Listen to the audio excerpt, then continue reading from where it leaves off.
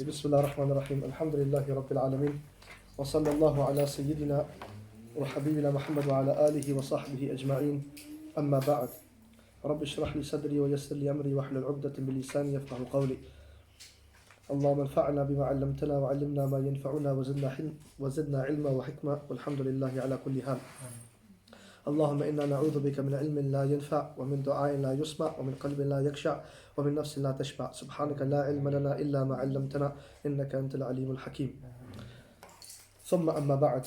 Okay, so we're basically flying through now and we're touching on some of the key points, but we only have 2 lessons left today and next week inshallah, so we have a lot, and the instruction I was given was we must finish the text. So I mean, this is a text that people have written commentaries and super commentaries on.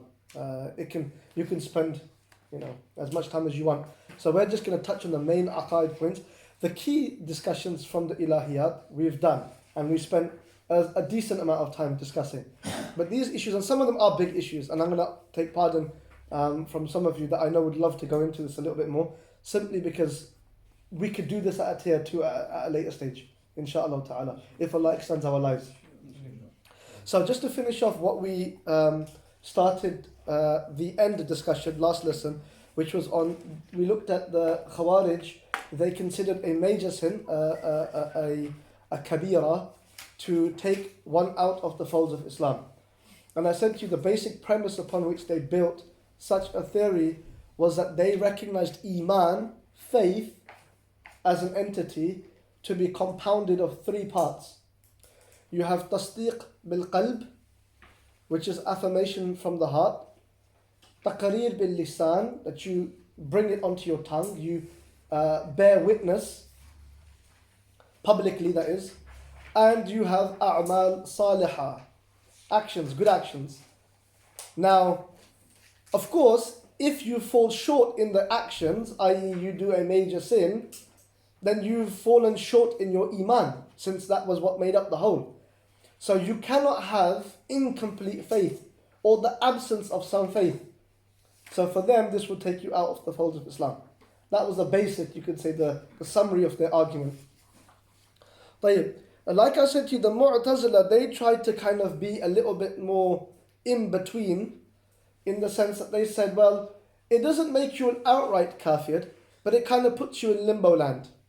Al-manzila bayn al-manzilatayn, that theory, the station between 2 stations. If you make tawbah, you're back into Islam. If you don't make tawbah, then you will die upon kufr. Whereas what the Ahl Sunnah have always said, generally speaking, this is Ash'aris and Maturidis, which is if somebody was to die a major sinner without tawbah, then of course we fear for their afterlife, that Allah may do what He wants with them, Jalla fil ula.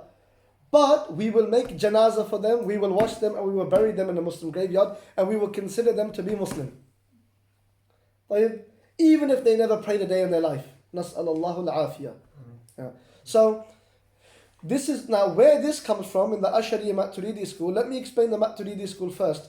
The Maturidis only consider those first 2. Tasdiq bil qalb wa taqreer bil lisan. Affirmation of the heart and bringing it upon your tongue. That's it.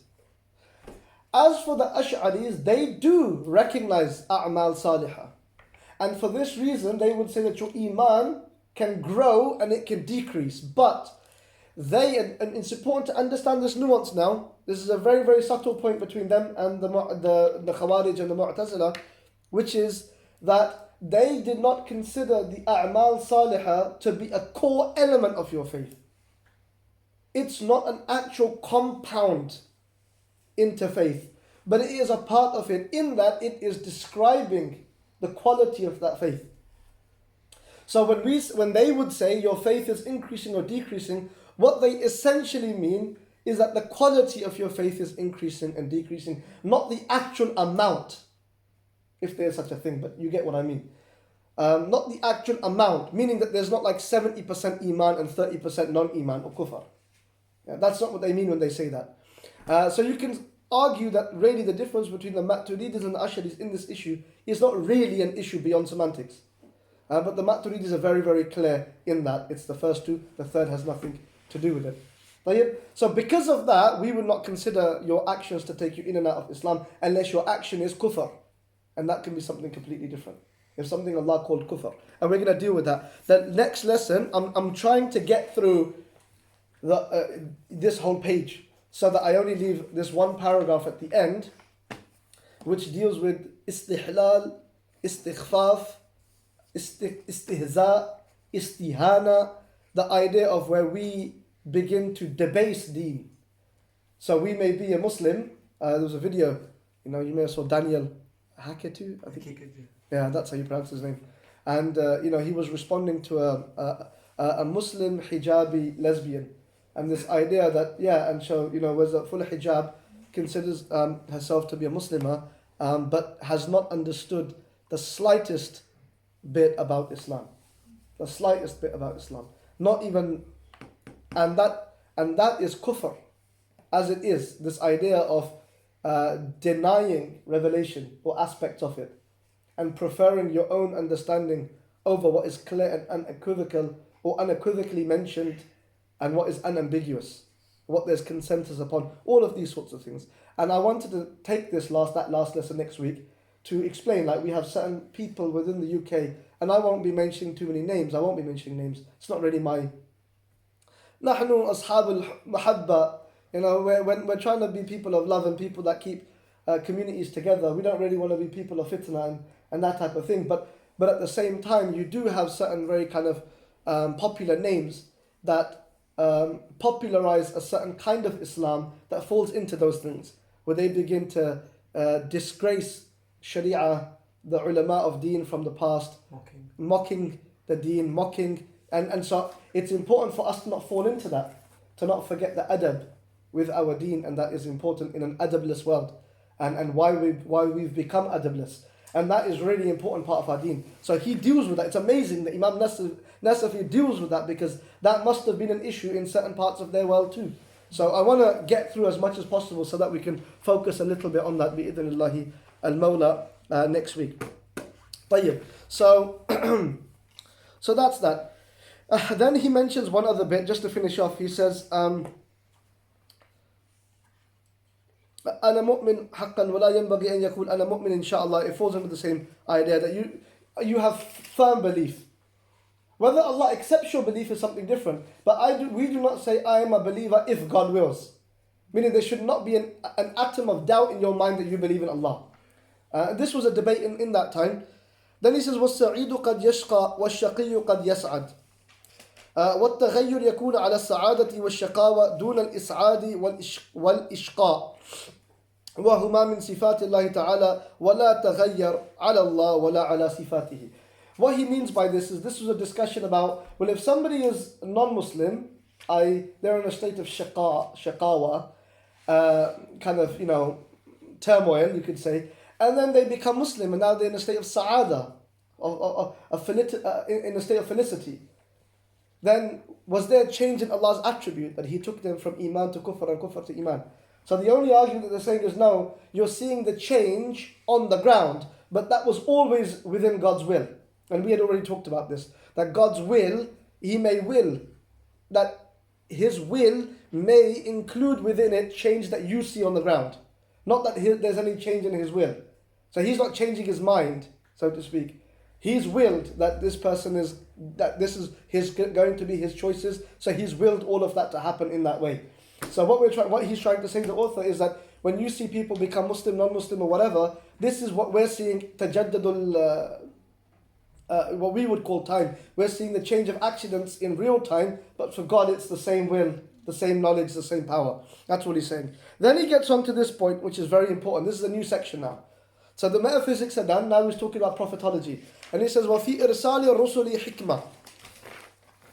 And in sending messengers is a wisdom. This word hikmah is a very, very important terminology within the Maturidi school. Because they will say in other books, it is wajib that Allah sends messengers. Okay. Is it wajib? That's what the Mu'tazila said. The Mu'tazila said, hey, it's wajib for Allah to send messengers. Why? Under the theory of aslah that we looked at last week. What was the theory of aslah? the idea that it must be that God does what is in your benefit as human beings. And by benefit, they would say, as we understand it, which is deeply problematic, to say that you've built up a moral understanding in your mind and now you're going to hold God to account to it. Is it like a communal maslaha, like a utilitarian, everybody's maslaha, or just individual, everybody's own individual? Well, this would be their problem. This would have been their problem. Oh, okay. Because so if you're saying that the aql, this would be a point that when you say that this is good and this is evil, according to whom? And this is what we talked about, because that fluctuates. So one of the arguments that we've always argued for an objective morality that comes from outside of man is the fact that that only makes sense since me and you are going to disagree about what's right and what's wrong. We're not going to agree. So you need the divine to tell you what is actual, objective, unchangeable morality. And there may be instances where he allows change. He allows that based upon your own culture, which he does. Al-urf, al-thaqafa, these things all play a part. But that's usul. See, that's where moral ontology comes into usul. Usul al-fiqh.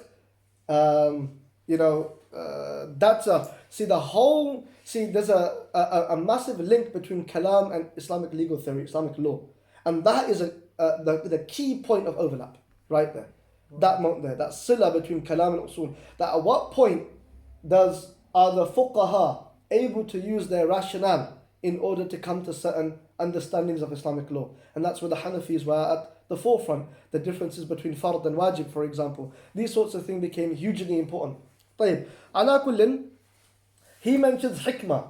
Again, in the same Maturidi style that we looked at last week, when we say something is wajib for God, we don't say wajib ala Allah. It's necessary upon God. We say it's wajib min Allah. That it's wajib from God, that God has written it for himself, not that he's bound by it. Based upon hikmah. So we would say irsal al-rusul wajib aqlan, like the Mu'tazila, but meaning wajib hikmatan. That God knows, Jalla fil ula, looking at awaqibul umur, the outcomes, results of things, what is good for people, and out of his wisdom and generosity, he subhanahu wa ta'ala acts accordingly. Right? Not to say that it's necessary for him to do so, but we know that he does so. As for the Ash'ari, but we would say then, at what point do we say for sure we know that God, whether we understand it or not, does what is good for us, or gives us the opportunity at least, is through revelation. Because Allah subhanahu wa ta'ala is not unjust towards his servants. Jalla fil ula. As for the Ash'aris, they do not say it's a wajib, not aqlan, not hikmatan. They say wajib sam'an only. Because they would say anything God does is wisdom, because he's hakim. They'll take hikmah from hakim. That he's the hakim. This is his kingdom. If he chose to send a messenger, this is wisdom. If he chose not to send a messenger, this is wisdom. Kilahuma hikmah. عند الأشاعرة. Both of them are wisdom according to the Ash'aris. So they would say we can only know that Allah sends messages through revelation. So first you will know that God exists. Then you will accept a particular person as a prophet through witnessing his miracles or through the mass transmission of his miracles. You will accept that revelation. Then that revelation will tell you that Allah subhanahu wa ta'ala does X, does Y, and now you will believe in it, taking on that journey. Do you understand that point? Whereas the Mu'tazila would say, no, you know through your intellect. It's wajib upon God because it's the best thing. God has created man to live on and to have longevity. But if there wasn't a guide to guide us on how to do that, then how would we do that? God would not have created us to worship him, but then not instruct us on how to worship him. Therefore, it is best that he does that for us. Therefore, it is wajib on him. So that's their kind of trajectory of thought. Whereas for the Maturidis, they would say, so wajib on God. فَعَالٌ لِمَا يُرِيد. He may do what he wants. But Allah subhanahu wa ta'ala acting with his wisdom, that it's looking at the wisdom of the way Allah has created creation, we know that that's how Allah subhanahu wa ta'ala behaves. Not that we say it's wajib on him. It's jaiz. It's only possible. But then revelation comes and supports this understanding of hikmah that we had as Maturidis, and so we can establish that it becomes necessary now. But only because God says it. Not because it's in some ontological sense wajib upon him to do that. Do you get that? Sorry? No, it seems like the Maturidi and Mu'tazilas are so very overlapping here. No, they're actually jaiz. Okay, how's this? Let me say it, repeat it like this. They would say, when they say wajib, they do not mean that it's actually binding on God. What they mean is from how we understand and know God and the wisdom of God, that this is how He behaves. So it's using the word wajib very loosely. Not in the technical sense of ma la yutasawwar fil aqli adamuhu. You know, what cannot be conceived in the mind, or its absence cannot be conceived in the mind. That's not the definition of wajib here. Okay. Did you get that point? Better. Yeah, so wajib here, when we've done this before, we explained this before. In the Maturidi school, when we say wajib in certain instances, we do not mean that. We mean it based upon hikmah, in the way that God behaves. Not that we are saying it's ontologically binding upon God that He does that. It seems to be. It seems to be. And then revelation comes and... Okay. So that's a very key point there, to understand how they use these words. It's very, very important in how they use their words. طيب.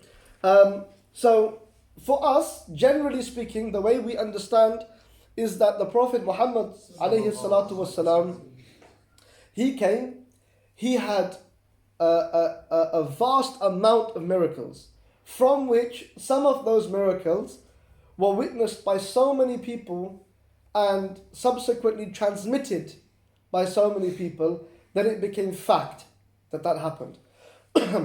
Such as the Quran being the primary miracle of the Prophet ﷺ. And it really is a pity actually that for many Muslims we have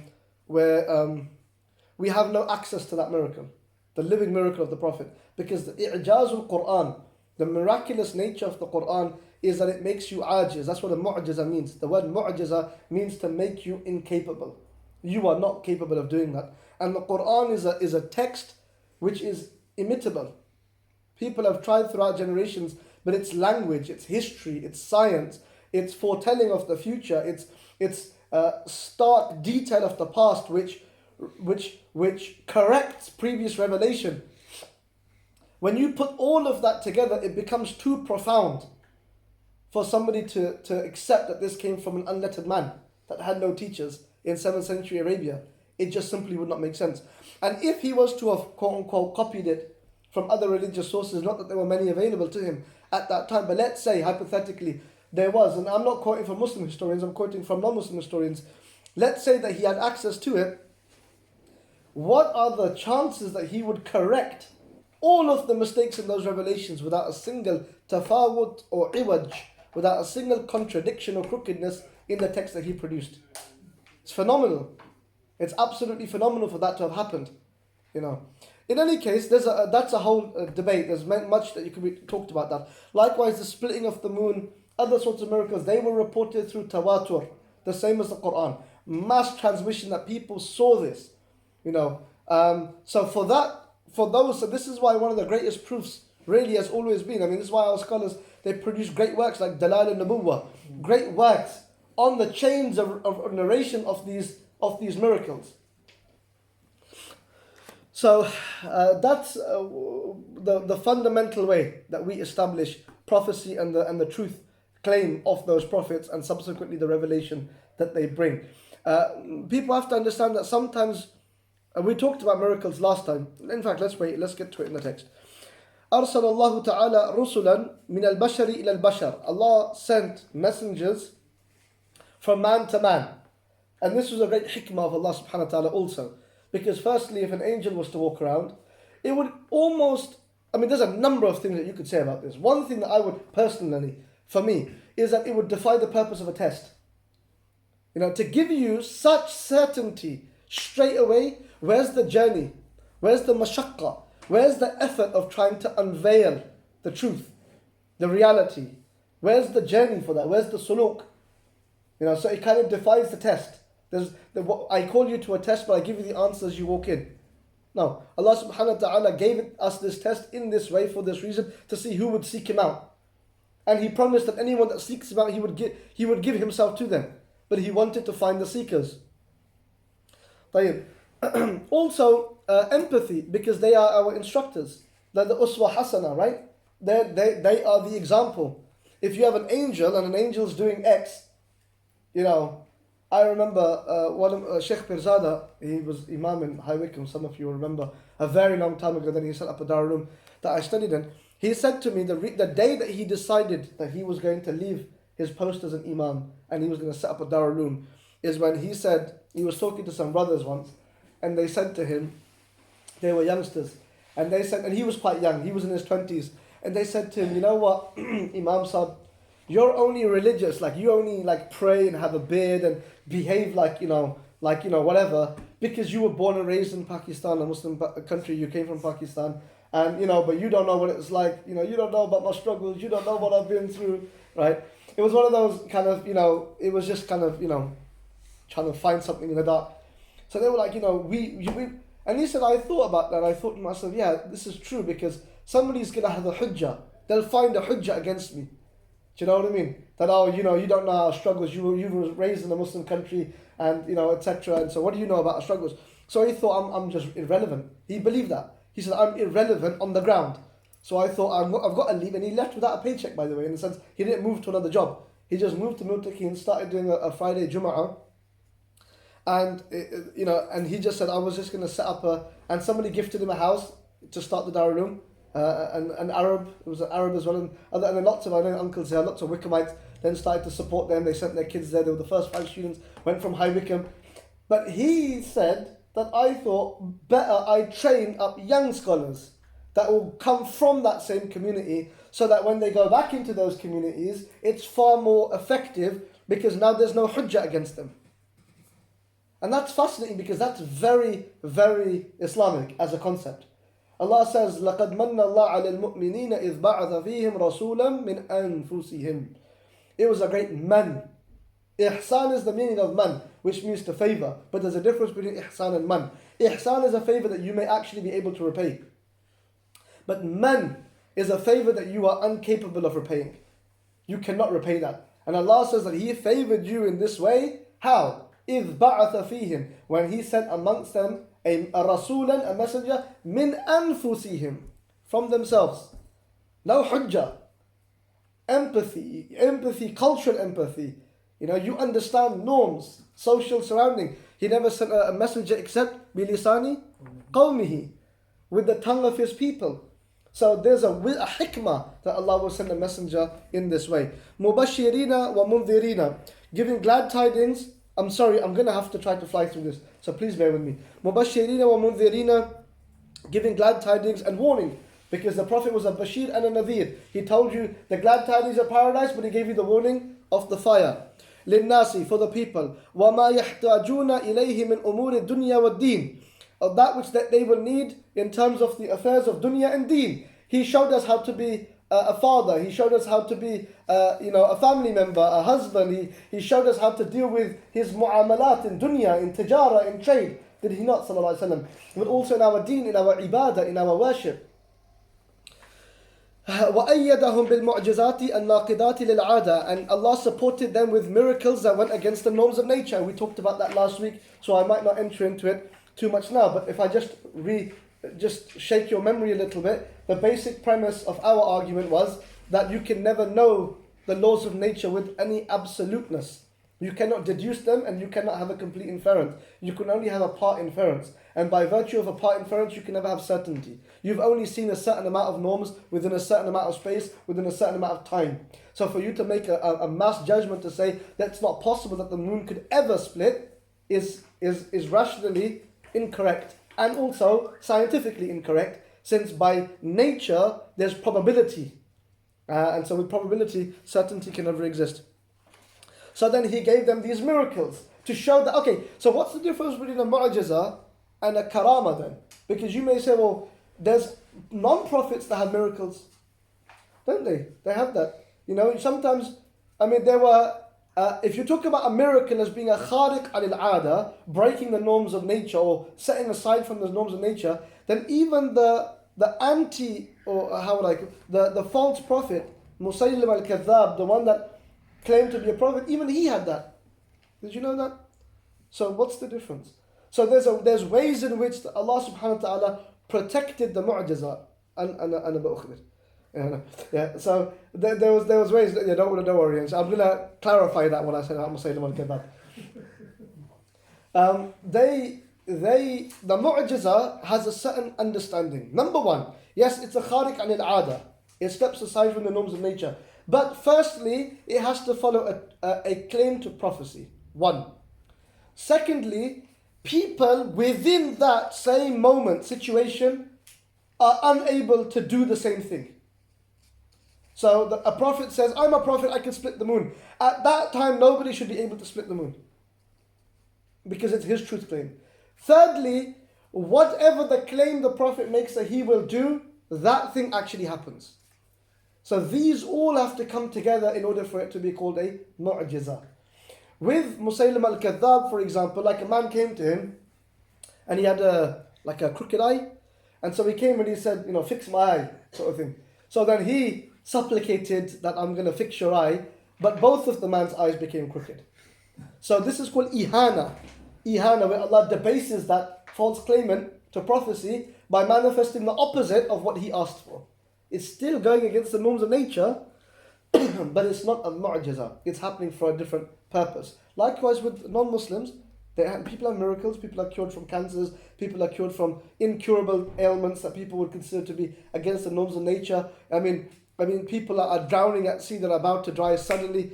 All kinds of things that may happen to be honest, if we focused, with all due respect, I think the problem that we have is a lack of taqwa, me included, a lack of taqwa, a lack of muraqabah and introspection in our lives, because all of us would witness miracles on a daily basis.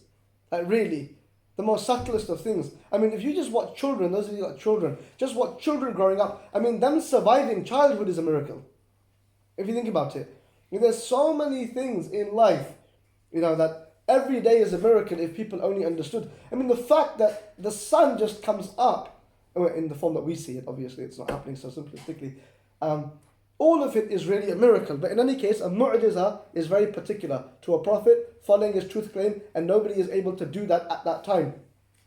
Because after him, his followers can do the same miracles, some of them that Allah chooses, like bringing the dead back to life. We have instances where there will be non-prophets that will be able to do certain kinds of things like that. And we have awliya, people like Shaykh Abdul Qadir al-Jilani, radiyallahu anhu. His miracles are mutawatir, Ibn Taymiyyah says. Ibn Taymiyyah, mutawatir. You cannot deny his miracles. That's one of the reasons why in our history there are certain awliya that de facto, are considered to be awliya. And one of those unique souls is Shaykh Abdul Qadir Jilani. Doesn't matter who you are, in what time or place you are, the Muslims have always loved cross-sectarian, cross-colours and languages. Shaykh Abdul Qadir Jilani is considered to be Qutb al-Aqtab, from the greatest saints. Radiyallahu ta'ala anhu ardah. Can you bring in the Dajjal at this point about the miracles? Yeah, well, we're going to do the Dajjal at the end. It fits into the same argument. If you're okay with it, we could leave it, because the last paragraph is on Dajjal, the Mahdi and things of that nature. So I'll mention it there, because he's going to come and he's going to perform miracles. Of course, absolutely. He will perform certain kinds of things. But what are those? Are they actually miracles, or are they a type of sorcery? That's going to be a question that we have to look at. Is it a type of bewitchment, or is it an actual khariq al-ada? That will be a discussion that we'll look at then as well, inshallah. If you don't mind. Yeah, is that okay with you? Sorry. طيب. وأول الأنبياء آدم عليه السلام وآخرهم سيدنا محمد صلى الله عليه وسلم. The first of the messengers is Adam, the last of them is Sayyidina Muhammad صلى الله عليه وسلم. Now this is very important for us to understand. There are Muslims, of course, that subscribe to evolution as a scientific paradigm.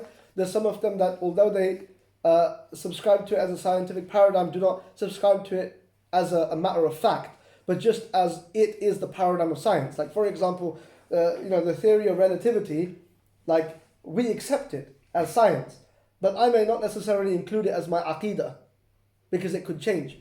I don't think we've got a single paradigm of science that hasn't had a shift in its history. I think every single scientific paradigm will go through a process of seeing anomalies causing a scientific crisis and then having a paradigm shift.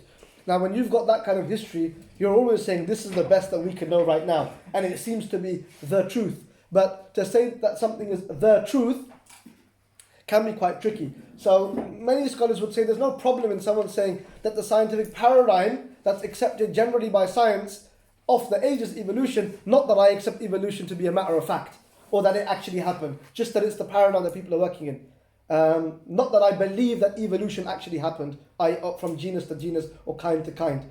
Of course, microevolution within the same species is something that happens in bacteria and all kinds, but we don't have the kind of necessary data. Now, I'm not a scientist, so I won't enter into that debate further than that, except that I will say that it is kufr for anyone to think that we evolved from animals or whatever it may be in the process, such that we deny the insaniya, the humanness of Adam and Eve. This would be kufr. Kufr isn't like kufr, and I'm being very careful. Because there are some Muslims that will say, oh, Adam was like, the Y chromosome, and Eve was like the X chromosome, or, they were like, this is like a metaphor, representation of chromosomes, DNA, etc. But then there was evolution, and that's how we got here today. No, the Quran is very clear. وَعَلَّمَ آدَمَ الْأَسْمَاءَ كُلَّهَا. They may interpret that as being DNA, that we taught Adam the names of all things. We created within the DNA all of the different possibilities that will manifest in his offspring. This is an interpretation that people make. However, we have to understand one clear, and he's going to mention this at the end of the text, which is that unless something is rationally inconceivable, or there are some other reasons within the hermeneutics that we've established, we are not allowed to leave the outward meaning of the Quran for some kind of inward spiritual meaning, or some kind of hidden meaning that some kind of, batini meaning. No, the apparent meaning. The apparent meaning is Adam is created by Allah subhanahu wa ta'ala. He is taught. He goes and speaks to the angels, gives them salam, asks them questions. He has Hawa. He's married to Hawa. He lives in paradise. He eats from a tree. He's sent down to earth. He asks Allah subhanahu wa ta'ala to overlook his shortcoming in terms of, and I'll be very careful, we'll talk about that when we get to Prophet, but his zillah, as they say, which is that he's going against best practice from a Maturidi perspective. I'll mention when we get there, he was a man and Hawa was a woman, okay, and they had children, and this is how it was. Allah created. That's our aqidah. So trying to reinterpret the outward meaning of the Quran, very dangerous. Very, very dangerous. And Imam Nasafi considers it to be kufr. So we'll talk about that maybe a little bit more when we get there. The final prophet is Muhammad sallallahu alayhi wasallam. Khatam al-Nabiyyin. The verse in the Quran, ما كان محمد أبا أحد من رجالكم ولكن رسول الله وخاتم النبيين وكان الله بكل شيء عليما. That Muhammad sallallahu alayhi wasallam is not the father of any of your men, however he is the messenger of God, and he is the seal of all prophets. Bas. Khatam al-Nabiyyin. The ijma' of the ummah, the general text of the Quran, by the way, because the Quran never refers to a prophet after him, always refers to prophets before him and him. So the general text of the Quran, I would love to go into that actually. There's a lot that could be said on generally understanding the overall message of the Quran that explicitly points to his being the final prophet. Likewise, the consensus of the ummah. Likewise, the verse of Khatam al-Nabiyyin. Then many reports from the Prophet such as the Prophet saying, La nabiyya ba'di. If there was to be a prophet after me, it would have been Umar. Says to Ali bin Abi Talib, you are to me like Harun was to Musa, except that there's no prophet after me, because Harun was a prophet. So there's many. So we, by consensus, so this is where we can tolerate other sects and groups, and mashallah, we have to build open hearts, to be able to welcome our brethren, but at the same time being very firm in our belief and clear that we do not take our belief lightly. But we welcome, and we can work in different platforms of people, and we should not be extreme in that way, of course. However, groups that consider there to be a prophet after the prophet, like the Nation of Islam in America, or at least the way they were, but I don't know exactly what their creed is now, or like the Qadianis, whether they're whatever Qadianis, Lahori or whatever, they are by consensus of the Ummah kuffar. Kuffar. They're kafirin. All of the Ummah has given fatwa from Azhar to Hind. All of them so they're trying very hard recently in social media. They turn up to events, with like prominent like Muslim speakers, And now there's recent tweet that went out that if you want to know the difference between an extreme and non-extreme Muslim, then ask them whether they make takfir of Qadianis or not. Like seriously, that's like saying you're an extremist if you say that a Christian is an unbeliever. Like we consider Christians to be unbelievers. Like we respect them and their lives and their well-being and all of that sort of stuff. No, we're not talking. I'm talking theologically kuffar, aren't they? Theologically, they are kuffar. Islam is a deen that abrogated everything before. It's a nasikh lima sabaq. Yeah, we're not perennialists. We don't believe in ittihadul adyan. That we can all come together and sing kumbaya and enter into paradise together. No, Allah fa'alun lima yurid. But as far as we're concerned, al-mu'minun fil jannah wal kuffar fil nar khalidin abada. That's our belief. And I don't understand why people get so shy about that. You can't say that. Why can't you say that? Why can't you say that? I believe that somebody that rejects Allah and His Messenger after the revelation came to him in a true form, and he has no hujjah, and Allah knows best whether he doesn't have a hujjah. So I'm not going to judge him necessarily in that way, except that the outward I will judge. That person is a kafir. It doesn't mean I hate him and I don't wish him well. I wish him very well. I wish iman for him. And I hate his kufr. And I will live side by side. And I will, look after his, him and his family if that's the need, if need be. But he's still a kafir because he's rejecting Allah and His Messenger. So the Qadianis, they can have, the beards, and they can have names of Muhammad and Ahmad and Isa, and they can have, buildings that they call mosques, and they can pray and they can recite Bukhari, and they can do whatever. Yeah, they do Bukhari, they have quote Bukhari and Muslim, and that's fine. But you believe that there's anyone that's a prophet after Muhammad, walau kan dhillan. Even if you call him a shadow, they call him a shadow prophet. Even if you call him a shadow prophet, la nabiyya ba'di. That's what the Prophet said, alayhi salatu wasalam. He's the final prophet. After him are khulafa, a'imma, mujtahidun, awliya, not a nabi. Not a nabi. And nobody can reach that level. And we'll talk about that next lesson. It's going to come in there, kind of the Abyssinian idea of that you can reach to a type of prophecy. No. So the Qadianis are bil ijma' kuffar. May Allah subhanahu wa ta'ala give us thabut upon our iman. Ameen ya Rabbi. Bismillah. I was going to say, how is you supposed to differentiate between the truth and haqq and batil, if you don't? If you're not able to do that. If you're not saying. But that's why in our age people are not able to make that differentiation anymore. And this is why we get questions. There was a question, from one of the sisters about, what if someone is a good person? I'm not denying that they're good people, but there's nothing more aqbah than denying Allah. What could be more evil than that? Sometimes I feel like, the idea that some people who are nominal Muslims, just born into Muslim families, that's, I don't know if I should go into this, the idea that they're going to enter paradise. Are they going to enter paradise? Is that what you said? Well, taqleed, this is a discussion on iman, we didn't go into it, with the idea that, is the iman of a muqallid sahih la? That someone that doesn't know his aqidah, and there were many scholars that said, no, that person's iman is not sound. However, for the Ash'aris and Maturidis, the Ash'aris were more harsher. They would say that his aqidah is sound so long as he knows a certain amount, but his iman is in fair. And Maturidis pretty much said the same thing, a little bit more lighter. But generally, so long as ijmalan, they knew their iman. They knew that Allah exists, that they were prophets, that were sent as a Quran, as revelation. So long as, what we call iman mujmal and iman mufassal. You may have memorized it as a child.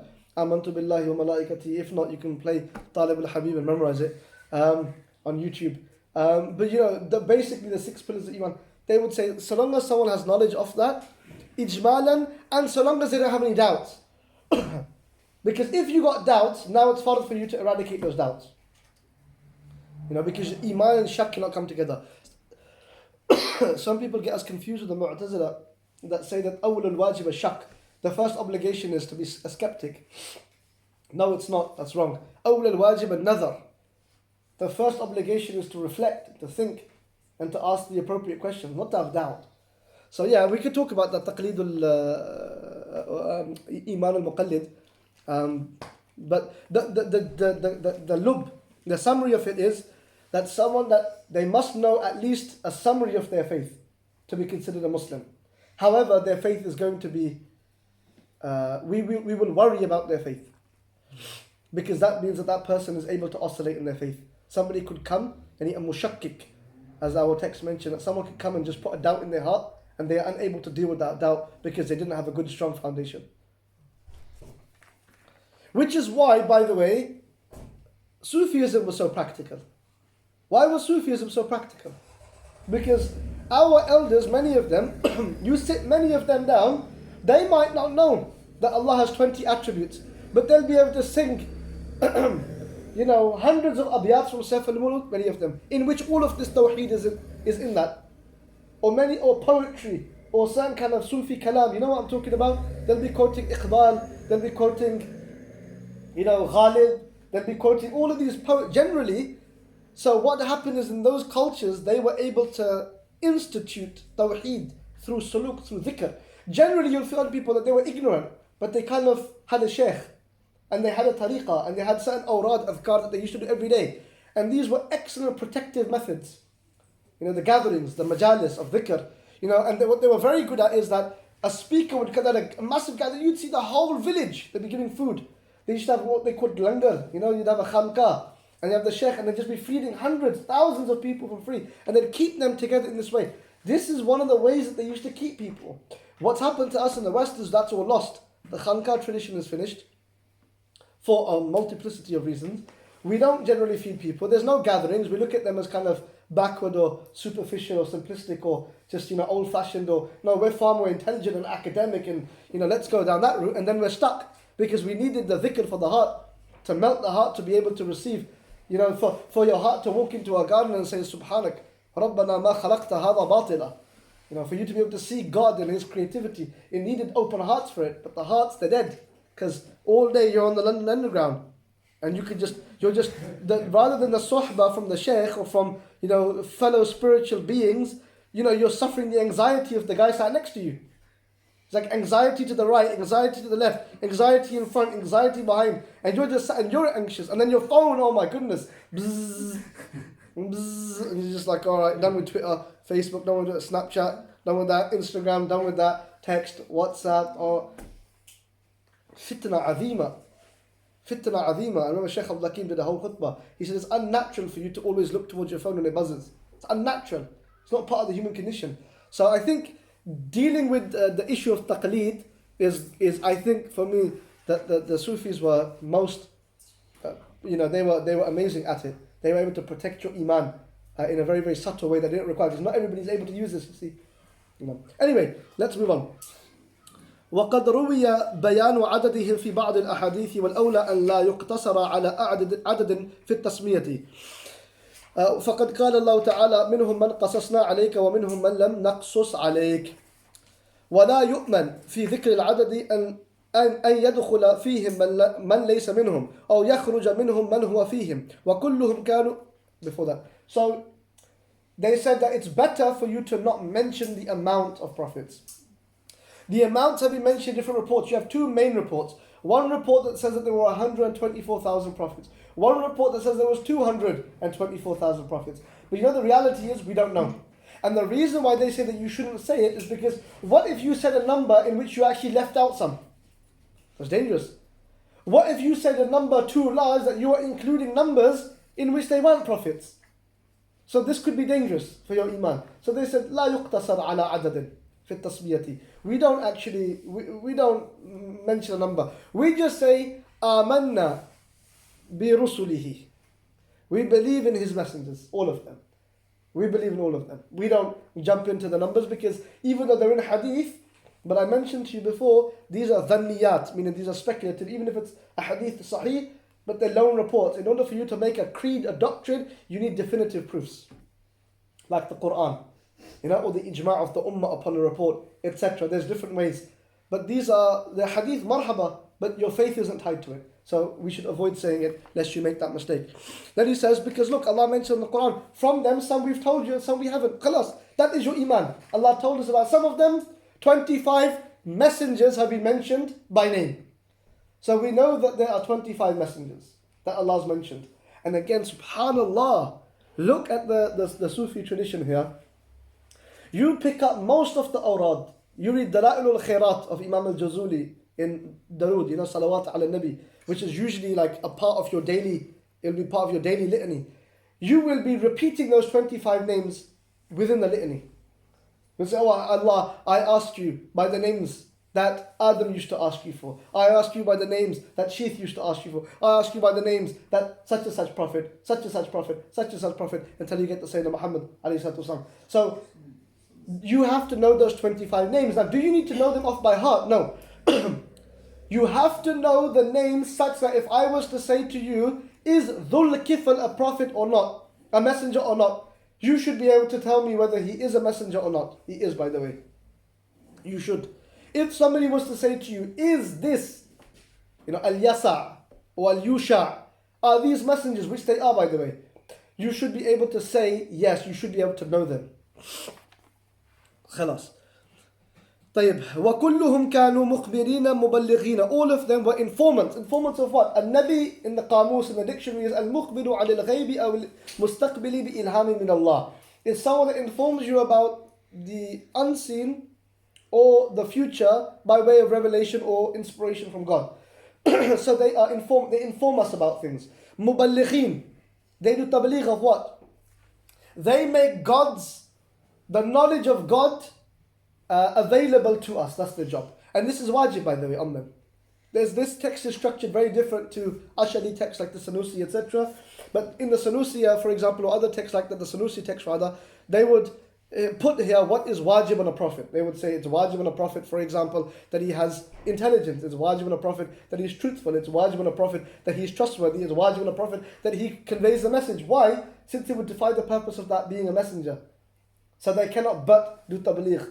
And then the Prophet ﷺ, as we know in the hadith, when he was leaving from his final sermon, he gave his final sermon, and he was on the mount of Arafah, and he was leaving, and he said, بَلِّغُ عَنِّي وَلَوْ آيَةً. Your job now is to take from me and convey it, even if it's a verse. You learn one thing, that is your duty to convey that to those that are not here today. May Allah be pleased with the Sahaba that took this deen to the corners of this earth. Ameen ya Rabbil Alameen. So they are muballighin. Anillahi ta'ala sadiqina nasihina. Truthful, meaning they do not lie. It's inconceivable that a prophet could lie. Why? Follow this train of thought. Allah subhanahu wa ta'ala sends a revelation, which is truth, on the tongue of one that is truthful. If it's possible for you to accept that they could lie, then what you're saying is it's possible for revelation to be a lie. And that's shak. That's not iman. That's doubt, isn't it? If you say it's possible that revelation can be wrong, it's possible, ma'adallah, that the Quran can be wrong. This is doubt. It's haram. So this would go against the hikmah of Allah subhanahu wa ta'ala. And we know that Allah subhanahu wa ta'ala has told us in the Quran about His messengers that they convey His message. So we know from revelation, but even before revelation, it would not make any sense that Allah will send us a messenger that could potentially lie. So they do not lie. Now, that opens up a question though, that well, do they sin? Or can they make errors? Can they forget? This has been a debate, and it's not an easy one, by the way, because sometimes we're taught a certain thing growing up, but actually if you look at the books of Kalam and what the ulama like, and so my discussion now, I'm only going to give you a summary, but my discussion is restricted to the forerunners of the Ashari school, such as Imam al-Jawaini, Imam al-Ghazali, those of you that understand these names, Imam al-Iji, Imam al-Amidi, and Imam al-Razi from the Asharis. And the likes of Abu Mansur al-Maturidi, Abu Mu'in al-Nasafi, and Imam al-Taftazani, who is in his commentary on this text, is speaking in their language, not in the Maturidi language. This is where he's commenting on a Maturidi text, but he gives it an Ashari commentary here, which we would disagree with as Maturidis, but it's Asharis, it's Sunni. It's Sunni. So there are a number of schools. Generally speaking, many of the scholars considered it possible that a prophet could commit a sin, what they would even consider to be a major sin, before revelation came to that prophet. Some have said that. Many have said no, but they can commit minor sins. Minor sins. What do they mean by a minor sin? Any sin that would not affect their being a prophet afterwards. For example, that somebody would say, but I don't trust you because you lied. So lying would not be considered a sin that they could do. But perhaps getting angry perhaps not listening to you when you were talking. So there's a famous statement that we say, which is, what do we say? Sayyi'atul Hasanatul Abrar, Sayyi'atul Muqarrabin. That the good deeds of those that are good are like the bad deeds of those that are close to Allah. You know, I remember Shaykh Pirzada used to give an example. He used to say that, you know, if an eyelash falls onto your coat, you won't even notice it. And that's like when we sin. We don't even feel it. But the muqarrabeen, the people that are close to Allah, it's like the eyelash falling in your eye. Now you feel it. And you're not able to deal with it until you get rid of it. Until you cry out, literally. Tawbah. So the idea for when we say that for the prophets to sin. So some would say that after revelation comes, some said, like the Hashawiyya, who were basically the Anthropomorphists. Anthropomorphists. The Mujassima. I'm going to stick to Arabic. The Mujassima. That's like she sells seashells on the seashore, right? Supercalifragilisticexpialidocious. Right, subhanallah. That word is it's one of those words. Allah al-Musta'an. The Mujassima, those that basically liken Allah or give him a jism. The Hashawiyya, so they would consider it possible for the prophets to make major sins after they had been given revelation. Hasha. For the Maturidis, they do not consider it that the prophets make sins after revelation in any shape or form, except Abu Hanifa says, rahmatullahi ta'ala alayh, he says, this is his fiqh al-akbar, with the commentary by Mulla Liqari, he says, وَالْأَنْبِيَاهُ عَلَيْهِمُ الصَّلَاةُ وَالسَّلَامُ كُلُّهُمْ مُنَزَّهُونَ عَنِ الصَّغَائِرِ وَالْكَبَائِرِ وَالْكُفْرِ وَالْقَبَائِرِ. He says all of the prophets are free, pure, from any major or minor sins or any unbelief or anything ugly, anything negative, they are free from it. وَقَدْ كَانَتْ مِنْهُمْ زِلَّاتْ وَالْخَطِيَّاتِ. But they can have a zillah. So what is a zillah? Here he mentions, Mulla Liqari mentions when he talks about the word zillah, he says, ay taqsirat, which is less, doing less of good. Falling short. Yeah, falling short, but not in the negative connotation that offers, in the sense that they could have done more in that situation, but they didn't. For example, like the Prophet ﷺ, when he's talking to the Quraysh, giving him da'wah, and the blind man comes to him and he tries to talk to him, and the Prophet ignores him and turns away from him because he wants to give da'wah to this leader, because he feels as though if he converts, the whole the whole process becomes easier. And Allah subhanahu wa ta'ala reprimands the Prophet ﷺ in a loving way. Abasa wa tawalla. He frowned and he turned away. Now, you know, there's been like people that have been like whipped by the leaders of Islam because they would say that they love reciting those verses. And we love reciting all of Allah's verses, but because they're Allah's verses, not because we have any negativity in our hearts towards the Prophet. Allah's kalam, all beautiful, Allah's sifa. But we have to have adab in the way that we're dealing with something. So this person, he was like, he enjoyed it because the Prophet ﷺ, it was, you see the point here, which is, this is bad. So he left best practice for him. It wasn't befitting him. Likewise, al-khatiyat, ay atharaj binisba ila ma lahum min ali al-maqamat. Look what Mulla Liqari says. He says because they left what was in the glory of their rank. That their rank was too high for this to happen. Was-sani al-halat, and their lofty states. كما وقع لآدم عليه الصلاة والسلام في أكله من الشجرة على وجه النسيان. Like Adam when he forgot and he ate from the tree. By the way, which they discussed, that they say that Adam did not eat from the very tree that Allah subhanahu wa ta'ala had told him not to. But Allah subhanahu wa ta'ala told him not to eat from the tree, right? لا تقربوا هذه الشجرة. Right? Don't go near it. But he forgot and he ate from a tree. So he fell short. There was a taqsir there. That was not befitting his glory as a prophet. However, it's not like a direct disobedient sin, with intention, but it's through forgetfulness that this is possible. Anyway, there's a whole discussion that can happen. It's a very lengthy section that Mulla Liqari associates to it. But why I quoted that, by the way, because I wanted you to know that the Maturidi position that we take because it comes ultimately from Abu Hanifa, which is that the prophets do not sin, not major, not minor, nor do anything that would negatively affect their prophecy. But they may have an element of sahl, an element of forgetfulness in that they fall short from their rank of what they should have done in that situation. That is possible. Why? And he mentioned something beautiful. I think he's quoting Ibn Humam when he says it, I forget now. He mentions that to show the humanness of those prophets and the glory of God's forgiveness. To show the bashariyah of prophets and to show the glory of Allah subhanahu wa ta'ala's forgiveness. That this is where it comes from, to show that they are not divine, but that they are perfect and protected from sin, but they can fall short from the glory of their rank in order to show their humanness and how Allah subhanahu wa ta'ala is swift in His forgiving. Do you get that point? That's the Maturidi position. Although Ash'aris, many of them do hold the opinion that they can commit sins before, the Maturidis do not consider that they can commit sins before nor after. Before receiving revelation or after receiving revelation. No, they do not accept that in that way. Do you understand that point? No. Okay, good. So Yunus Lots. Every Musa hit the man, Adam ate from the tree, Yunus, who he didn't believe that the people were going to listen to him. That's what happened.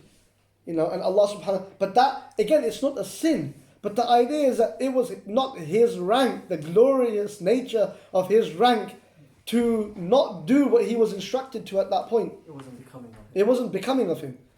This is the issue here. This is the issue. It's their rank, but it's not a sin.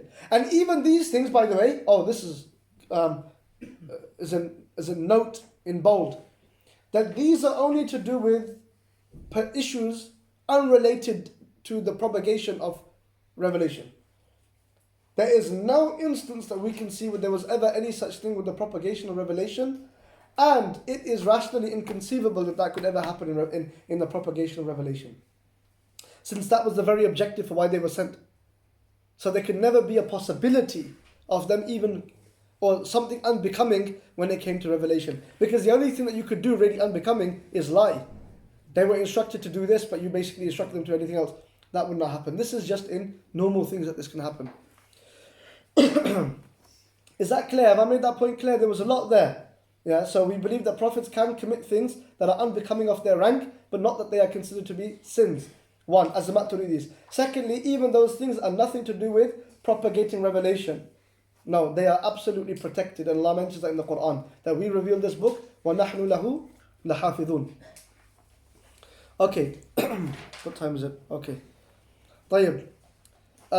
Then وَأَفْضَلُ الْأَنْبِيَاءِ سَيِّدُنَا Muhammad sallallahu alaihi wasallam. The most superior of all prophets is Sayyidina Muhammad. Now, not just all prophets. Our Prophet Muhammad is أشرف المخلوقات. He's أفضل خلق الله, سيد خلق الله. He is the greatest of anything that Allah subhanahu wa ta'ala has created. Which is why Mulla Liqari and others, they mention that even in the debate about is Makkah a greater city than Medina, which city is more virtuous, most of the scholars, the majority of scholars say that Makkah as a city is more virtuous than Medina. Imam Malik and many other scholars held that Medina is more virtuous overall as a city.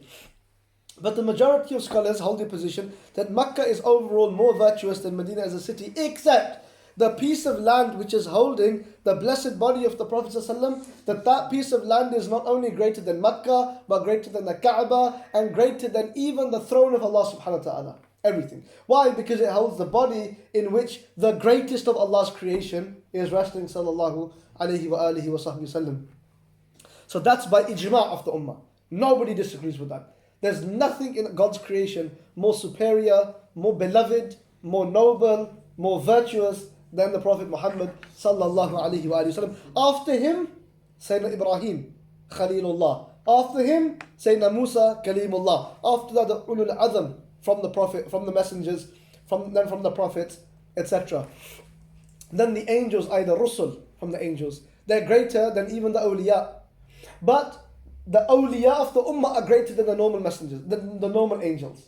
Our ulama, right. So for example, like Jibreel, Israel, Mikael, Israfil, these kind of key angels they are greater than the ummah, i.e. the humans. But the awliya from the ummah, i.e. the saints from the ummah, that they are greater than the normal angels. So even like Abu Bakr Siddiq doesn't come close to those four.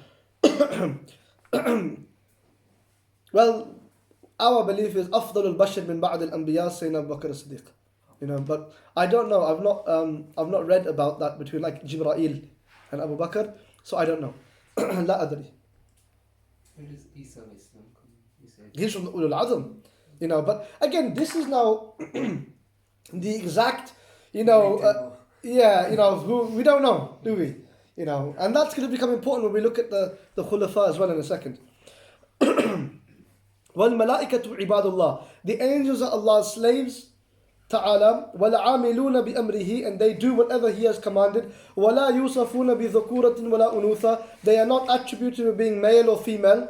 The Quraysh used to do that. The polytheists used to call them Allah's daughters. None of that. وَلِلَّهِ تَعَالَى كُتُبٌ. For Allah are books, أَنزَلَهَا عَلَى أَنْبِيَائِهِ, which He revealed to some of His prophets, which are called a Rasul. Any Nabi that was given a revelation of his own, whether that was in the form of a book or a tablet or suhuf, they were considered messengers. Every other prophet was merely propagating the message of the messenger, whether he's from before or contemporary. Like for example, Harun and Yahya, they were propagating the message of a contemporary messenger, which was, in the case of Harun, his brother Musa, in the case of Yahya, John the Baptist, Sayyidina Isa, Jesus Christ. So they were prophets, they were not Rasul. Rasul is a more specific term than Nabi. A Nabi is more general. A Nabi can be a Rasul or a non-Rasul. But a Rasul is a Nabi that has a message. And we have 4 messages that are mentioned in the Quran. We have the Torah, which was revealed to Sayyidina Musa alayhi salam. We have the Injil, the Bible, or the Psalm, the Zabur that was revealed to Nabi Dawood, which is the second book. If you've got the King James or the Bible at home, you'll see there's 3 books in there. There's the Old Testament, considered to be the Torah. We don't consider it to be the Torah. The second book, which is the Psalms, we don't consider it to be the Psalms. Tayyib will be a translation of parts of it, no doubt. The third, which is the New Testament, which they would consider to be the Injil. So you have the Torah, the Zabur, the Injil. Then you have the Suhuf. Suhuf Ibrahim wa Musa, mentioned Surah Al-A'la in Juz Amma. These were the tablets that were revealed. So these are 4 pieces of revelation that we have the names for. But all of Allah's books, whether we know of them or don't know of them, we have iman in all of them. These kutub as-samawiyah. طيب. وَبَيَّنَ فِيهَا أَمْرَهُ وَنَهْيَهُ. And Allah clarified in these books His commands and His prohibitions. وَوَعْدَهُ وَوَعِيدَهُ. And His promise to the believers. وَوَعِيدَهُ. And His promise to the unbelievers. A wa'ad is a promise of reward. Wa'id is a promise of punishment. Wa'ad and wa'id. This opens up another discussion which we're not going to go into now, which was, can Allah go against that? Would that be considered a lie? Would that not be? Some said Allah does not go against His promise, neither wa'ad nor wa'id. Some say He does not go against His wa'ad, but He may go against His wa'id, meaning He promised you a punishment, but then He forgives you. Some say that's not Him going against it, that's within the will of Allah subhanahu wa ta'ala, so there's actually no change. This is again a lengthy academic discussion. What we believe is Allah promised us paradise if we do good, and the beatific vision, may Allah make us from those people. And Allah promised His slaves also that He will punish them if they fall short, but He will also forgive them if they repent. And we ask Allah subhanahu wa ta'ala that He doesn't make us from those that fall short. Ameen ya Rabbil Alameen. وَالْمِعْرَاجُ لِرَسُولِ اللَّهِ صلى الله عليه وسلم فِي الْيَقْظَةِ بِشَخْصِهِ إِلَى السَّمَاءِ. 3 things He mentioned here. Or 4. ثُمَّ إِلَى مَا شَاءَ اللَّهُ تَعَالَى مِنَ الْعُلَى حَقٌّ. He mentioned 4 things here. The Mi'raj. There's 2 names here. There's Al-Isra wal Mi'raj. The Isra is the night journey from Mecca, Masjid al-Haram, ila al-Masjid al-Aqsa. Allah mentions in the beginning of the 15th juz of the Quran, Subhanalladhi asra bi'abdihi laylan. Glory be to He who took on a night journey in a small portion of His slave, His servant, in a small portion of the night, min al-Masjid al-Haram, from the Haram, Makki, ila al-Masjid al-Aqsa, to the furthest mosque, meaning Jerusalem. لِنُرِيَهُ مِنْ آيَاتِنَا. Now, this text only mentions from Makkah to Al-Aqsa. So, it's absolute, no denying that the Prophet travelled in a portion of the night from Mecca into Al-Aqsa. If someone denies this, it's kufr. Yep. It's fundamental from our iman. However, what was the nature? For the majority, the Ahl Sunnah wal Jama'ah, he went fil yaqadha, in a wakeful state. Why? One of the reasons that the ulama give for this is because it wouldn't really be much of a miracle if he went in a dream. Since in a dream, you can end up anywhere yourself. So why would that have been a hujjah for his prophecy? Do you understand? For him to go to the Quraysh. And why would they have rejected it? They'd say, well, you went in a dream. So what? Do you understand the point? That's not a big deal. There was Sahaba that became murtad because of this. Did you know that? They apostatized. It was a fitna for them. They weren't able to accept it. How did he go? He didn't even mention about the Isra. And then this was a moment where Abu Bakr became a Siddiq. The Prophet said this, I affirm it. Ya radiyallahu anhu warda.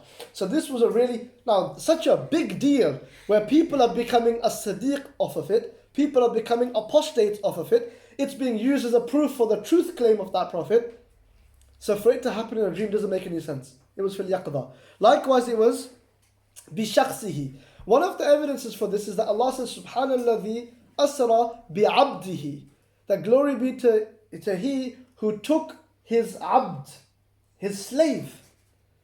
The fact that it's indicating towards his being. Meaning he took his abd, he actually took the person on this journey. So the verse of the Quran in its outward meaning indicates towards that, firstly. Secondly, again, if it was a spiritual state, let's say.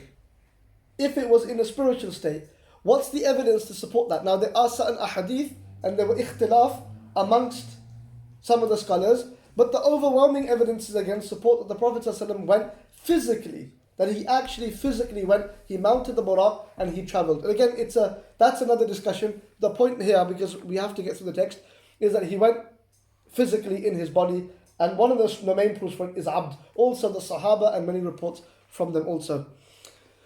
ثم إلى السماء. Now why did he mention إلى السماء? To highlight the point that we believe that he actually did go to the heavens. Beyond Al-Aqsa. That he went on the Mi'raj aspect. The Isra is this way, from Mecca to Al-Aqsa. The Mi'raj is this way, from earth into the heavens. Now, the details of which, absolutely, there is no doubt that they are speculative. Whom he met at what heaven, he met which prophet, what happened, did he go to paradise, did he see that?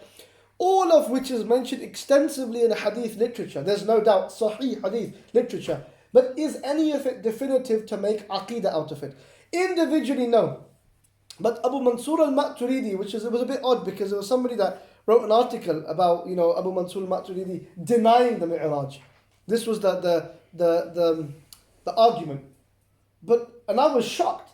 So when I went and I kind of looked into and that's not at all what he was saying. Abu Mansur al-Maturidi was doing bayan of the Maturidi position, which is that the definitiveness is from Mecca to Al-Aqsa. As for him going up to the sky, the verses in Surah Najm can be interpreted. They have plausible other meanings. Therefore, although the verse is definitive as being a verse, the meaning is not definitive since its meaning is differed on. But you've got that. But then you've got all of these individual reports. They don't give you aqidah. But majmu'atan, Abu Mansur al-Maturidi says in his Kitab al-Tawheed, collectively, whether you accept individual detail or not, what we learn from the collective amount of all of these reports is that he did go to the sky. Sallallahu Alaihi Wasallam. Do you get that difference? So we may not, if you say to me, did the Prophet meet Nabi, such and such Prophet on such and such heaven? I'd say, yeah, I've got no reason to deny it. But if somebody didn't believe that, would they become a kafir? No. They would not become a kafir of it since the detail can be differed on. But what we cannot differ on is the fact that he went. There's too much evidence to say that he went. Hence, on the Al-Isra, although they do not make takfir of that person, the Maturidi say with that person that denies the Prophet going from Al-Aqsa to the sky will be a mubtadi' from Ahlul Bid'ah. It's a bid'ah. Why? Because there's been consensus of the Orthodox Muslims on this happening due to the overwhelming amount of reports that supported that it reaches the level of tawatur ma'nan, meaning it's massively transmitting the meaning of him traveling from earth to the sky, even though the individual detail can be different on. Do you get that point here? So he misread that and he wrote this article because he was quoting from Ta'wilatul Quran, where Abu Mansur al-Maturidi says, if it was established, then he went. Now what does that mean? Because if you read, that's in his tafsir. If you read, I would have brought both in to show you this actually, because if you read then his Kitab al-Tawheed, he affirms it by saying the Majmu' al-Riwayat, all of these reports indicate. So what does he mean? What he's trying to do is differentiate between the Isra and the Mi'raj, saying that the Isra is definitive in the verse, but the Mi'raj is not definitive in the verse, but it becomes definitive through the overwhelming reports that come from the Sunnah and the Ijma'. So that was a very subtle point that was overlooked, unfortunately. And now that article is published and people will read it and they'll think that Abu Mansur al-Maturidi is rejecting the Mi'raj of the Prophet ﷺ. In fact, Abu Mansur al-Maturidi actually started writing something on this, and then I was dissuaded by somebody who said don't waste your time with it. But because what's interesting is when it comes to miracles, Abu Mansur al-Maturidi in the Kitab al-Tawheed actually uses the Mi'raj to establish miracles. So, it's just you either read all of his work and then come to a conclusion. But this is again, it was a bit of a pity. So the Mi'raj, and look, the other thing I'll say this is, we follow madhabs. Why? Because we say that we don't understand the Quran and Sunnah the way Abu Hanifa did and Shafi'i did and Malik did and Ahmed did. I don't think that someone living up north in the UK in the 21st century, with all due respect, has understood Abu Mansur al-Maturidi the way Umar al-Nasafi did, who's writing this text, or the way Abu Mu'in al-Nasafi did, in his Tabsrat al-Adillah, his Kitab al-Tamheed, or Imam al-Lamishi, or al-Kamal ibn Humam, or Mulla Liqari, or any of the great Maturidi giants that all wrote al-Mi'raj, Haqqun Imam al-Tahawi, al-Mi'raj Haqqun. So do you see the point here? So, unfortunately, we do live in a time of academic brownie points, is what I call it. That if you want to be an academic, you have to basically say something that goes against the wave, just to kind of make a name for yourself. But it sometimes is very dangerous because, especially when you're dealing with imaniyat, when you're dealing with issues pertaining to faith, it's very difficult. We ask Allah subhanahu wa ta'ala for khair. Okay, let's move on very, very quickly. So he went physically and he went in a wakeful state, sallallahu alaihi wasallam. And then to beyond, this is now we could differ. Did he go to the arsh? The details can be differed on.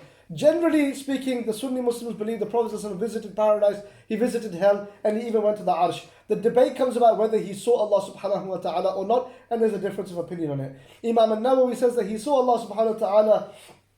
Other Imams said that he did not see Allah subhanahu wa ta'ala.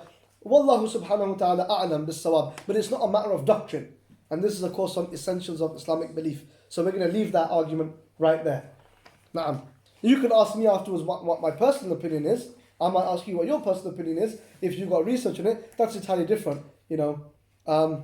My general principle is, wherever anything highlights the greatness of the Prophet ﷺ, I will accept it.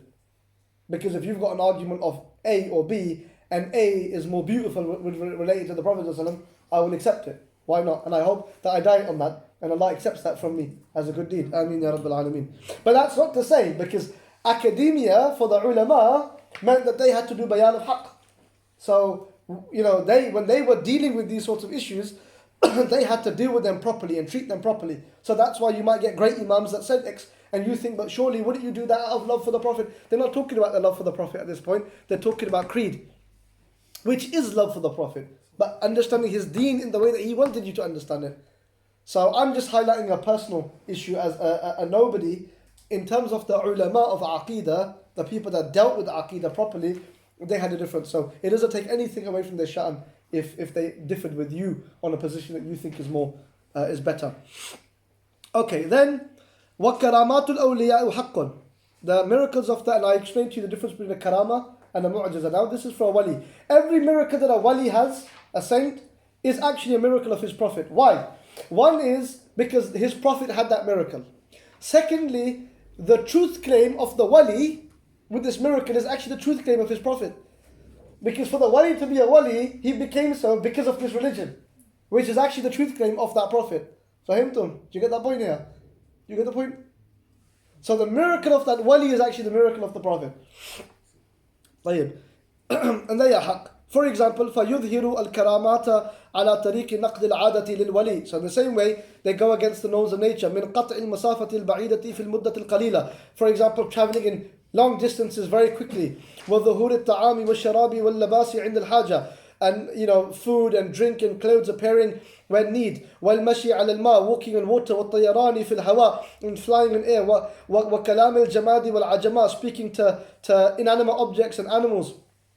I can give you litany of examples from the Sahaba for all of these sorts of things, by the way. This is forgive me that we have to get through it like this. But the Sahaba had all of these miracles. People say that, oh, why is it that you talk about such as awliya? What about the Sahaba? What a misreading of the lives of the Sahaba. The Sahaba had immense miracles. Immense miracles. We have miracles that reach the level of tawatur, or mashhur at least. And mashhur is a technical one, meaning that they are widely transmitted, like Sayyidina Umar saying, Ya Sari ya Jabal. He was able to see what was happening from long distance and even shout to them, and they were able to hear him. They get behind the mountain. Many Abu Hurairah riding on the water when they were chasing the kuffar, Sayyidina Khalid ibn Walid drinking poison and not being harmed. many things, and from the tabi'un and atba'u tabi'in and till this day. And we ask Allah subhanahu wa ta'ala that He allows us to have certain experiences from the awliya that are alive in order to strengthen our iman. Ameen ya Rabbil Alameen. Okay. نعم. وغير ذلك من الأشياء, and other things from the things. يكون ذلك معجزة للرسول. So this is in reality a miracle for the messenger. الذي ظهرت هذه الكرامات لواحد من أمتي, which is manifesting at the hands of one of his followers. لأنه يظهر بها أنه ولي, because it establishes that he is a wali. ولن يكون وليا إلا أن يكون محقا في ديانته وديانته الإقرار برسالة رسوله. And he says, because this is proving he's a wali. And he will not be a wali until he is true on a religion. And by extension, it will prove that religion is true. So in essence, it's establishing the truth claim of the Prophet of that wali. That's what he just said. Did you get that point? وَدَيَانَتُ, so his being firm on that deen is al-iqrar, is an affirmation بِرِسَالَةِ رَسُولِهِ, to the message of his messenger. Then he says, we've got 7 minutes, so I'm going to try to get through some of this. وَأَفْضَلُ الْبَشَرِ بَعْدَ نَبِيِّنَا أَبُو بَكْرٍ الصَّدِيقِ رَضِيَ اللَّهُ عَنْهُ ثُمَّ عُمَرَ الْفَارُوقِ ثم عثمان ذو النورين ثم علي المرتضى وخلافتهم ثابتة على هذا الترتيب أيضا والخلافة 30 سنة ثم بعدها ملك وإمارة والمسلمون لا بد لهم من إمام ليقوم بتنفيذ أحكامهم وإقامة حدودهم وصد ثغورهم وتجهيز جيوشهم وأخذ صدقاتهم وقهر المتغلبة والمتلصصة وقطاع الطريق وإقامة الجمع والأعياد وقطع المنازعات الواقعة بين العباد وقبول الشهادات القائمة على الحقوق وتزويج الصغار والصغائر الذين لا أولياء لهم وقسمة الغنائم ونحو ذلك. ثم ينبغي أن يكون الإمام ظاهرا لا مختفيا ولا منتظرا، يكون من قريش ولا يجوز من غيرهم، ولا يختص ببني هاشم وأولاد علي رضي الله عنه، ولا يشترط في الإمام أن يكون معصوما، ولا أن يكون أفضل من أهل زمانه، ويشترط أن يكون من أهل الولاية المطلقة الكاملة وسائسا قادرا على تنفيذ الأحكام وحفظ حدود دار الإسلام واستخلاص حق المظلوم من الظالم، ولا ينعزل الإمام الفسق والجور، وتجوز الصلاة خلف كل بر وفاجر، ويصلى على كل بر وفاجر، ويكف عن ذكر الصحابة إلا بخير. We'll stop it. والصحابة بالخير ويكف. So this I have to get through now. Okay, so وأفضل البشر, the greatest human being overall after the Prophet Muhammad ﷺ is Abu Bakr as-Siddiq. Then Umar, then Uthman, then Ali. Now this became a big debate recently, didn't it? In the UK, I don't know, many of you may have heard about it, specifically in the Urdu speaking community. And then in the Arab community as well, with a book written by Sayyid Mamdouh, who wrote a book. Here in Waltham Store you had a Shaykh Abdul Qadir, who wrote Zubdatul Tahqiq. A wonderful piece of academia, you cannot deny that. But the idea about it's not, and they weren't the first, by the way. Many in our history spoke about, is it necessarily the case that one is more greater than the other? You have people like Ibn Bahauddin in his commentary on Fiqh al-Akbar. He wrote that this tartib of who is more virtuous, is it Abu Bakr and then Umar, that this is based upon dhunun. But others, for example, شو اسمك الزيلعي شرح الكنز الدقائق اللهم صل no, not البحر الرائق, the other one. Anyway, I'm a bit tired. I can see it on my shelf right now. تبيين الحقائق. تبيين الحقائق في شرح كنز الدقائق. He mentions that anyone that denies this tartib is a fasiq, is a mubtadi', is an innovator. Again, for some of the scholars, and they are the majority of Ahl Sunnah wal Jama'ah, they believe that although it's not definitive, it's not in the Quran and Sunnah, but it's the consensus overall. Naam, there's a hadith in it, but I'm talking about in terms of being qat'i. Yeah, it's not qat'i, definitive, but because the overwhelming evidence supports this tartib, therefore, to go against it is bid'ah. Now, is there consensus on it? Some people have argued against it. But generally speaking, yes.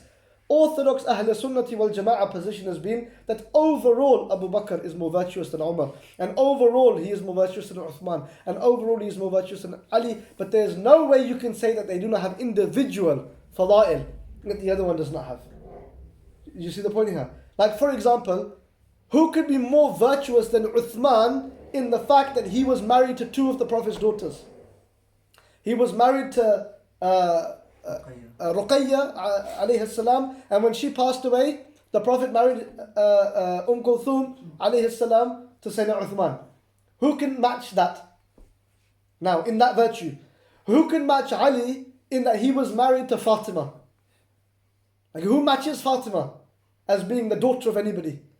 You see, so from the perspective of who has a greater father-in-law, who can beat Sayyidina Ali, Sayyidina Uthman? You see, for example, in Shuja'a, in bravery, Abdul Haq al-Muhaddith al-Dahlwi says nobody can say that anybody was more virtuous in bravery than Ali bin Abi Talib. Likewise, Sayyidina Abu Bakr as-Siddiq, his fada'il, that the Prophet ﷺ mentioned about his fada'il, Sayyidina Umar. I mean, Umar is someone that the Prophet ﷺ said that if there was a prophet after me, it'd be Umar. The haya of Uthman, etc. They've got their individual virtues. But you can say overall, it was considered Abu Bakr and Umar. And then Uthman and Ali, there was a debate. Some said Ali, some said Uthman, but generally this is the tartib. But it does not mean, by the way, that just because somebody was khalif, that it necessarily meant that he was more virtuous. Why? Because there comes a time when Hassan is khalif, and he abdicates the khilafah to bring the ummah together to Muawiyah radiallahu anhu. And so now Muawiyah is ruling, although he's not a khalifa. He's considered to be from the first kings of Islam. He's a companion though. He's ruling, and whilst he's ruling, look at the companions that are alive. There's Hassan, there's Hussein, there's Talha, there's Zubayr. There's like immense Sahaba, that are alive at this point. That were, Abdurrahman ibn Auf. So there's immense Sahaba that are alive that would have been more virtuous than Muawiyah radiallahu anhu. Why? Because he converted to Islam after the conquest of Mecca. Whereas these were Badri Sahaba that were there in Badr and Uhud and Khandaq. They were there from the beginning. They were the migrants that migrated, gave life, limb, reputation, everything for the Prophet alayhi salatu wasalam.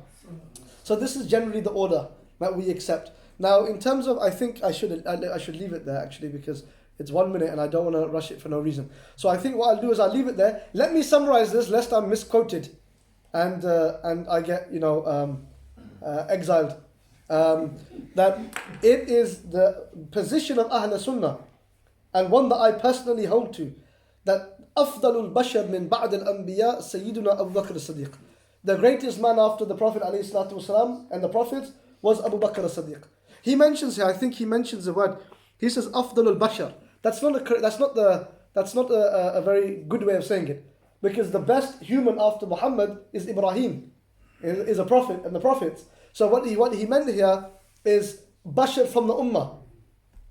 Abu Hanifa in Fiqh al-Akbar, he says أفضل البشر من بعد الأنبياء Abu Bakr as-Siddiq, then Umar, then Uthman and Ali, overall. But this is not to say that they do not have individual virtues that makes them individually in that particular aspect more virtuous than anyone else, if you understand that point, inshallah. But we'll pick up on there and we'll look a little bit about the Khilafah of Sayyidina Abu Bakr as-Siddiq, just to make sure, and we'll go through it from then. And there's about Khilafah, when does that change? Also about the Shia that believe about Imam Mahdi being alive. We'll talk about that and the role of the Khalifa, and is it wajib to have a Khalifa, and what does that mean on the Ummah if they don't have a Khalifa? All of those sorts of things. I think you should take that bit of the lesson, because he's a bit of an expert on this sort of stuff.